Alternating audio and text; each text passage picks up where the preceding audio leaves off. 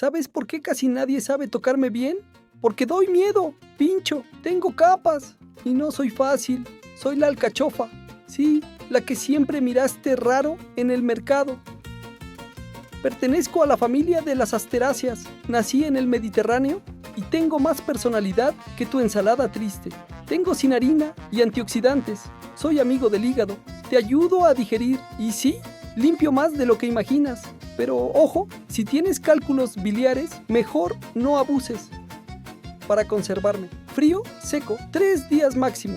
Cocina, al horno, salteado, frito o como en Italia, alcachofa a la romana. Y ahora dime, ¿te atreves conmigo o sigues comiendo cosas aburridas? Escríbelo en comentarios.